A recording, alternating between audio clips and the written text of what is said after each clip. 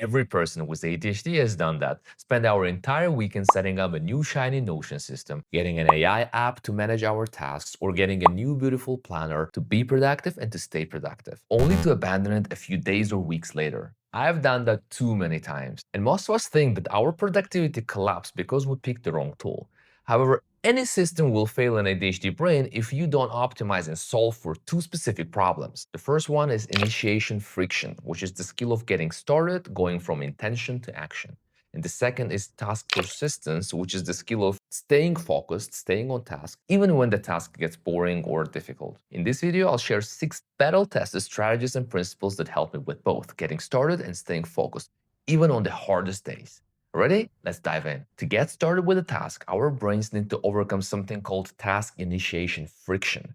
This is when we feel resistance before starting a task. The intensity of this resistance, the friction, gets worse if the task is multi-step, if it is very complex, if you are unclear about how to approach this, if it is boring or difficult or emotionally draining. So here are 3 strategies that help you minimize and fight that resistance. The third one is actually something that completely changed how much I get done. Number 1, use the minimum meaningful tasks principle. Every task must be so specific that it can be done in under 60 minutes.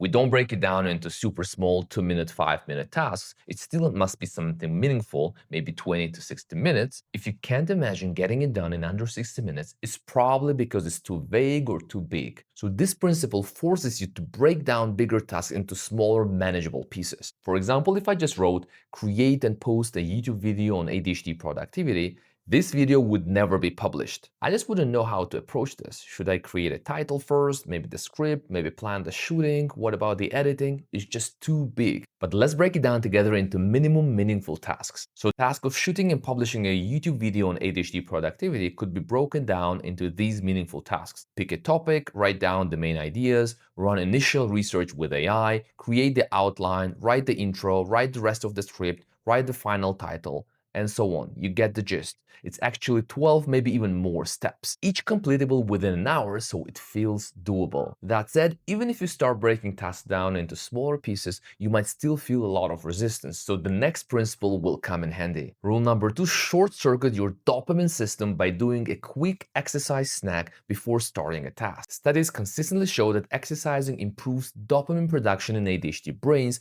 improving our cognitive and behavioral functioning. And when I say an exercise snack, I mean it.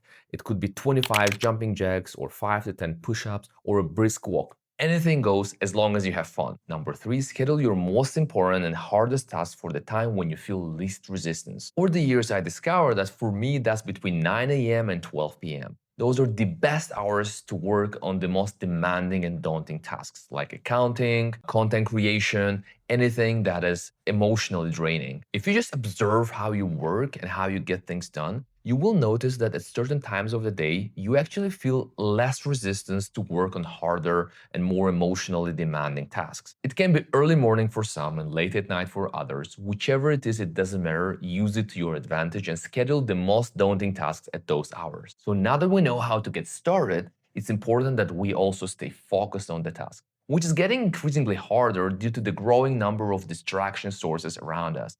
Our phones, our laptops, tablets, all the apps fighting for our attention. Getting distracted while doing a task is called demand or effort avoidance in neuroscience. It's when we disengage, maybe for a brief moment when the task gets boring or hard. I usually find myself opening a new tab and navigating to YouTube or picking up my phone or maybe thinking about food. Anything that feels soothing, appealing, and pleasant in the moment to escape the boredom and stress of the daunting task. So apart from just being aware of that mechanism and learning to bring your attention back to the task, there are certain principles that can help you with staying focused. Each strategy builds on the previous one, so stay tuned. Principle number 4, use timers and time boxing. Our ADHD brains are very bad at time perception.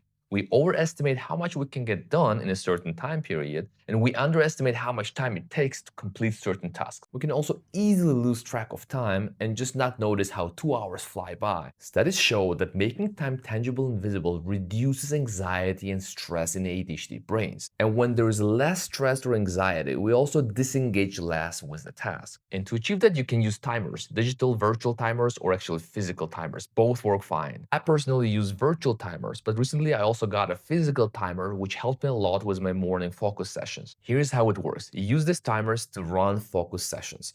from 30 to 60 minutes. And you can start with just one focus session of 30 minutes, then maybe build it up to 60 minutes, and then add more focus sessions, maybe build it up all the way to 6 to 8 focus sessions per day. While this principle is all about managing time, the next principle is about building on top of that and learning to replenish our dopamine as we stay focused on a task. Rule number 5, make progress tracking visual. Write down every task and cross them off one by one. For me, there's no greater pleasure in life than checking off a task. Maybe it is second to food. I just love eating. I built a system for myself where I combine digital task tracking with a physical notebook. So I use digital space to actually save my tasks and store my tasks, like an inbox for tasks. And then every day I plan my day and write down all the tasks, all the priorities for the day so that I can cross them off in a physical notebook. This way, anytime I finish a task, I turn to my notebook, I cross it off and get this dopamine kick that cannot be rivaled by a digital experience. And finally, the last principle, and it's the most powerful principle, use body doubling. Body doubling simply means that you are working alongside someone either in the same room or virtually. Studies consistently show that body doubling works, it improves your productivity.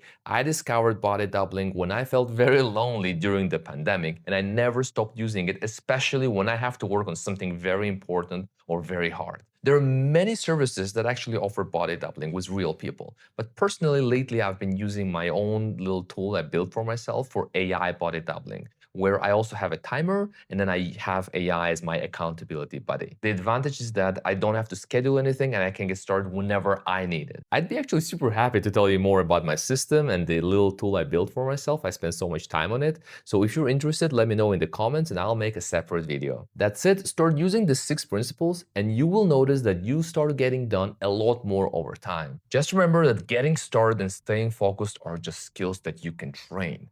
So for getting started, you just train yourself to overcome the resistance, and for staying focused, you train yourself not to get distracted even when tasks are boring or hard. You need to train both to be productive. If you're watching this video until the end, I'm very thankful. This means a lot to me. This takes a lot of effort, a lot of thinking to actually publish every video on my channel, so I appreciate it. So please like this video, follow the channel, and see you in the next one.